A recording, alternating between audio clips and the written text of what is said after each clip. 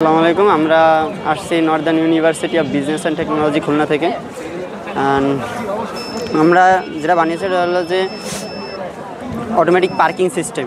মূলত মোটিভ হচ্ছে যে বড় বড় রেস্টুরেন্ট, বড় বড় রিসোর্টগুলোতে যে অনিয়ন্ত্রিতভাবে গাড়ি পার্কিংয়ের এবং সিকিউরিটি দিতে পারে না, সেই ভুক্তভোগী হয় যে কাস্টমাররা, সেটা নিয়ন্ত্রণ করার জন্য আমরা এটা বানানো হয়েছে। আমরা একটা মডেল বানিয়েছি স্টিফ।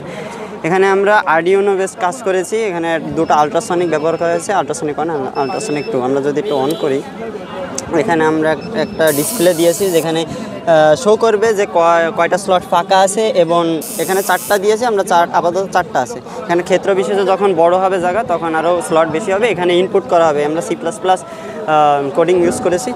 যখন আমরা যদি দেখাই, ফার্স্ট আলট্রাসনিকে যদি একটা গাড়ি ঢোকে তখন ও অটোমেটিক ওপেন করে দেবে, এবং সেকেন্ড আলট্রাসনিক যখন বেরোয় যাবে অটোমেটিক অফ হয়ে যাচ্ছে। এভাবে 4টা যখন ফুল হয়ে যাবে ও শো করে দেবে যে পার্কিং ইজ ফুল। ও আর কোনো বাহির থেকে কোনো গাড়ি ভিতরে ঢুকতে পারবে না যতক্ষণ না ভিতর থেকে একটা গাড়ি বাহিরে যাচ্ছে।